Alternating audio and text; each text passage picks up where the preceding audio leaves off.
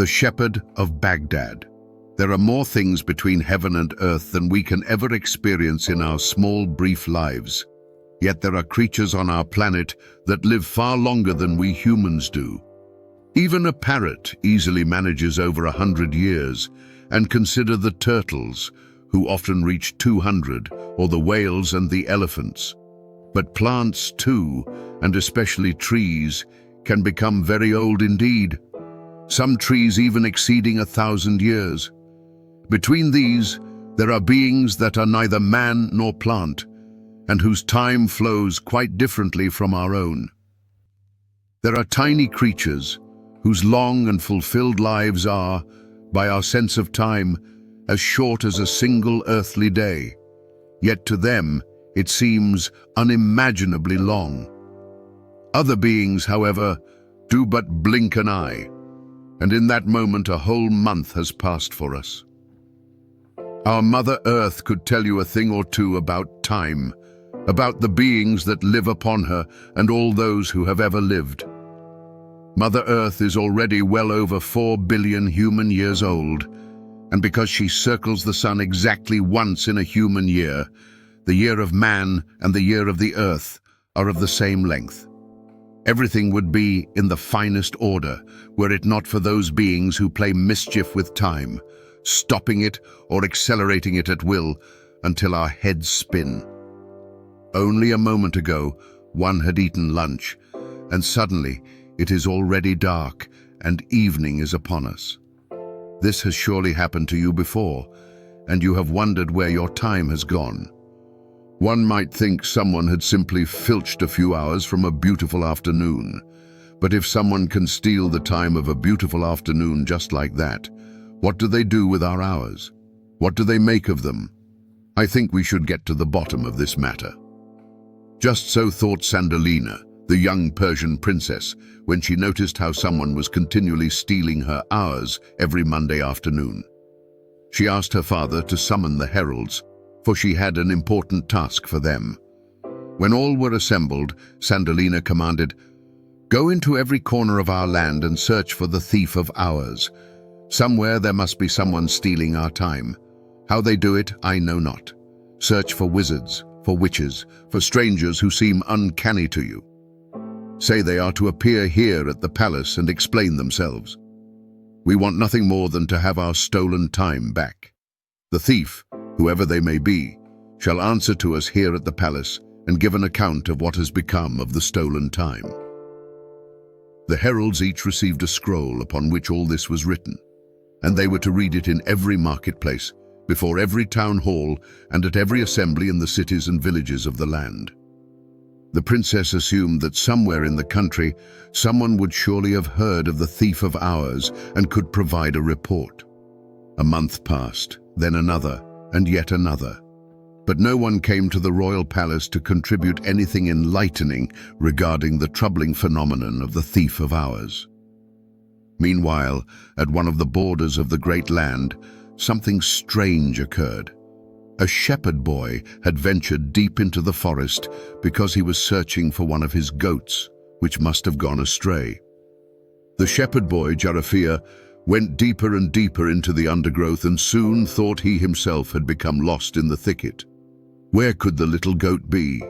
He found no trace, nor did he hear any bleating, and even the little bell she wore around her neck was nowhere to be heard. "Father will be angry if I have lost another goat," thought Jarafia. Sadly, he sat down on a tree trunk and pondered where else he might search. As he sat there quite still, he heard a voice not far from him, chanting a curious song. "Turning, turning round and round, hours stolen, never found. Work and mind are standing by, all I know, but don't ask why." What a strange chant, thought Jarafia, and followed the singing. In a small clearing, almost entirely surrounded by a thick hedge of thorns, he saw a being of light with long blonde hair that reached almost to the ground. The singing came from her. Now, however, she was only humming, leaning over something that Jarafia could not see. The shepherd boy continued to watch without moving from the spot. "Oh!" he let out despite himself, for suddenly he heard the bell of his goat, and she leapt up exactly from the spot where the light being had just been leaning. The light being heard the "oh" and spun around, startled. Then she saw the shepherd boy Jarafia and smiled. "That is your goat, I suppose?" she asked with a sweet voice. "Yes, I have searched everywhere for her but could not find her. Father would be furious if I had lost another goat while herding." "Well, this time you were lucky that I was nearby." She had fallen into a pit and was very badly injured. She almost died, but now she is completely restored and healthy. In such a short time. That seemed strange to Jarafia. "Well, time. I have my little secrets about that." "Secrets? I love secrets. Won't you tell me your name?" Jarafia asked. "Gladly. I am the fairy Milanerda from the family of healers. And who are you?" "I am the shepherd boy, Jarafia. My father is the shepherd Josaman. We are from the village of Belenak, quite nearby." "I am pleased to meet you, shepherd boy Jarafia of Belenak. I am a healer, and when the sick, be they man or beast or plant, lack the time they need to recover, and death would overtake them first, then I stop time with a spell and steal a few hours, which I give to the sick so that they need not die. No one notices anyway if a few hours are missing amidst all your haste." "Well, dear fairy Milanerda, I have heard otherwise. Our high-born princess has noticed it indeed, and she has been traveling the whole country for months to find out what becomes of the stolen hours." "Ah, someone has noticed? Then your princess must be a particularly clever young woman. Perhaps I should seek her out and clear things up." The shepherd boy Jarafia had an idea. "They say our princess is a very beautiful and sensible lady. She seems truly concerned. How would it be if I accompanied you on the way to her and helped you to explain matters? Your intent does you credit, little Jarafia, but first we shall return the goat to your father, and then we shall set out for the princess." The old shepherd Josaman was truly glad to see his son Jarafia again, and he had even found the missing kid. Josaman sheltered the fairy as best he could, and the next morning the fairy Milanerda and the shepherd boy Jarafia set out to explain the whereabouts of the stolen hours to the princess in distant Baghdad. When they finally arrived in Baghdad and stood before the great palace, they were horrified. The entire palace was draped in black cloths, and the people were weeping and heavy-hearted. "What on earth can have happened here?" Jarafia wanted to know, and asked one of the palace guards. "Do you not know? Our noble king lies dying, and no doctor has been able to help him." "No, I did not know that. We have only just arrived from afar, because the princess had sent out the heralds concerning the stolen hours." "That is correct," said the palace guard. "But to this day, no one has appeared to solve the riddle." "Well, perhaps we shall have luck, for I bring a healer who has something to do with the stolen time. Perhaps she can not only speak with the princess and set matters right, but even help the king with her wisdom. Bring us inside quickly then. Perhaps we can yet save the king." Immediately the palace guard informed his superior, and shortly thereafter a palace servant appeared and requested the shepherd boy Jarafia and the fairy Milanerda to come to the king's private chambers. Oh dear, the king was very ill indeed. He was nearing the end. The fairy Milanerda saw it at once.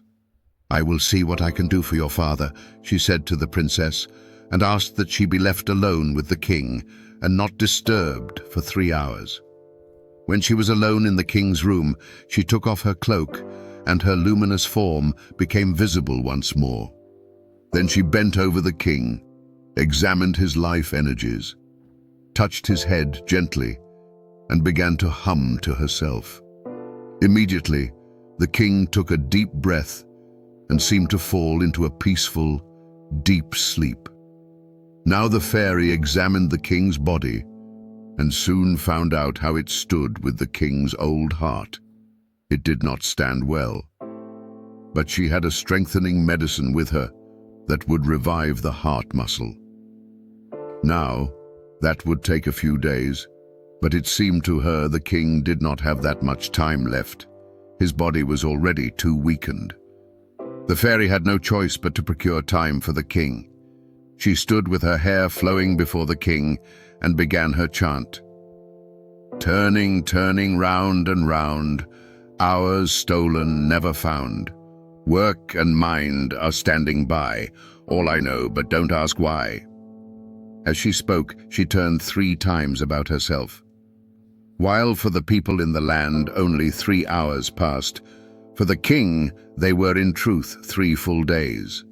His old heart recovered splendidly with the fairy's strong medicine, and soon the fairy sent for the princess, saying her father was much better.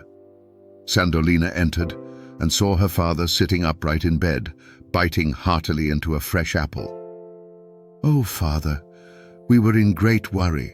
How wonderful that you are feeling better." Then she turned to the fairy Milanerda.